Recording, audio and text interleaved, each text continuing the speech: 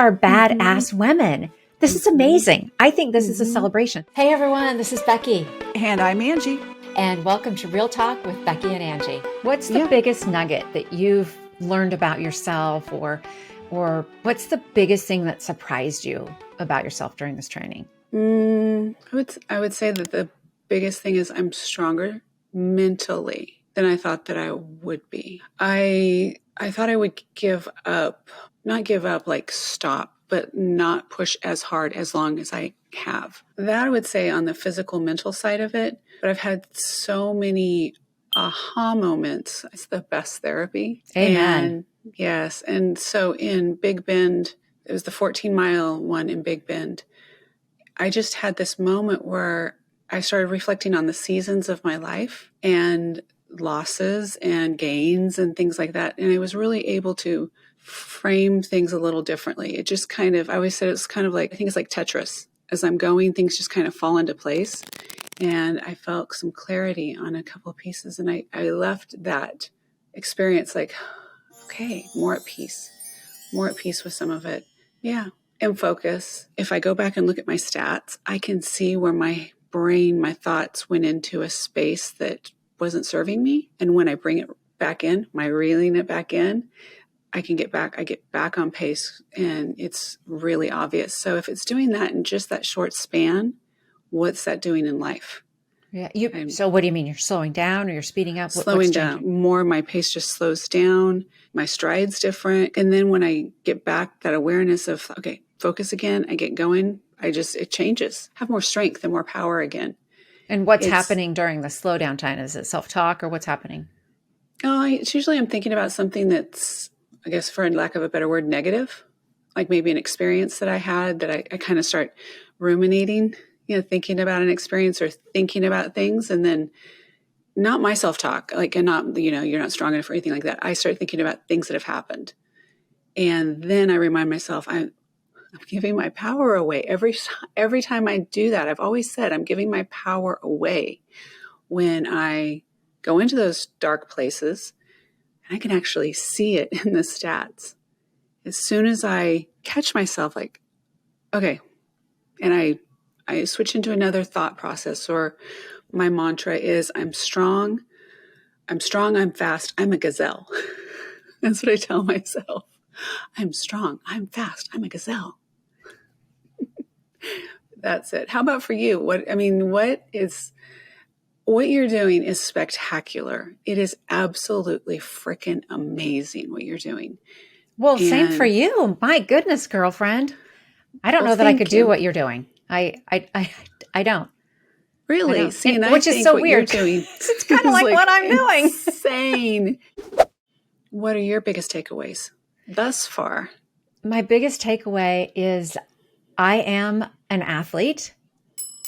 I'm an athlete, and somebody called me that this weekend, and that a new person that I didn't know, and I'm disciplined, and that is a trait that has not been part of my life, or if it's been part of my life, it's very minimal.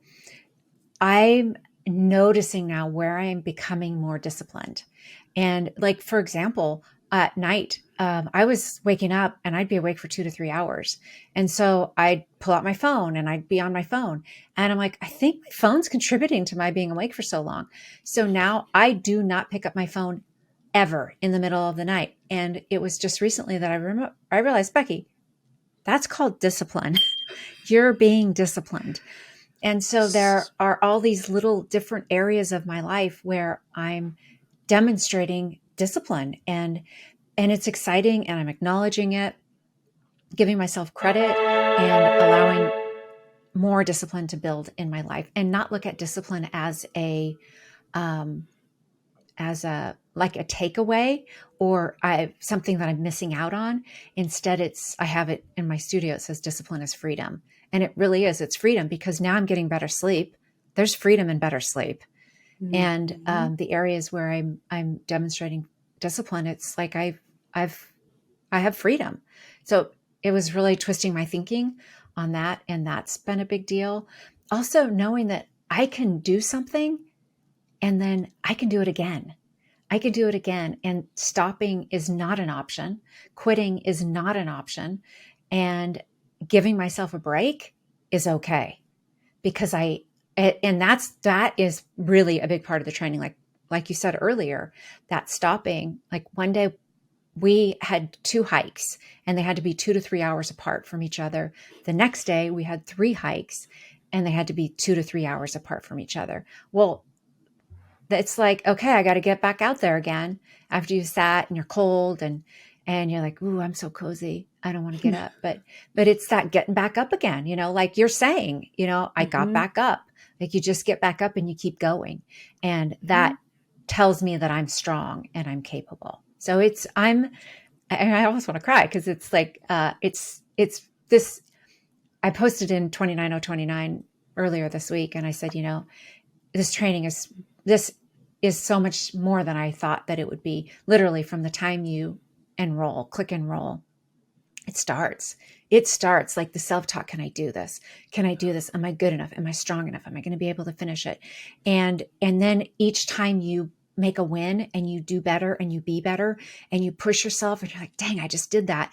Like the confidence grows and the confidence builds. And I mean, you're 56 years old today. I'm 55, we're freaking doing this. We are badass women. This is amazing. I think this is a celebration. I heard you say that you're mentally stronger. You're like the strongest, mentally strongest person I know. It's so interesting that you said that. I see you as such a mentally strong human being. Is that how you see yourself or not see yourself, or what? I'm curious. Can you just share a little bit more about that? When you say I'm one of the strongest, what'd you say, mentally strongest women you know? Mm-hmm. What does that look like to you?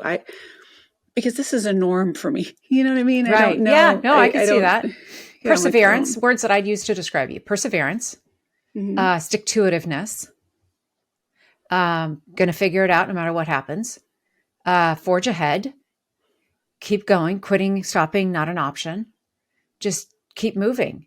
And no matter what. And so those are your experiences on the outside, right? Mm-hmm. On the inside, quitting is not an option, 100%. Quitting or not continuing or stopping, that's not an option. But the chatter, the talk in my head from A to B, whatever it is I'm working on, it's still there. So you still have the chatter, but you override it. That's the strong. That's the strong woman. Again, it's not a doubt. It's not a doubt of like, you can't do. I can't think of very many times in my life that I've ever had the doubt that I could do something. Mine is more reinforcing than blocking out or overcoming doubt. Like, yeah, you got this. Yeah, it hurts. Okay, we're going to fix that now. Now we're going to do this. And that's more of what I go through. But there's still talk. I mean, and it's not like, oh, this hurts. This hurts. I want to stop. I have every reason why I could stop. I'm not stopping. Mm-hmm. I don't know if that makes sense. It's not a self-doubt. It's knowing that I have the easy exits and nobody would blame me. And it's just not an option. I'm very, very blessed. That's something that's, like I've said before, I'm grateful that was still part of me. That is still part of me. Will always be part of me. Mm-hmm. Generationally, it's very thick in my mom, me, Felicia, Ava, we're very strong women.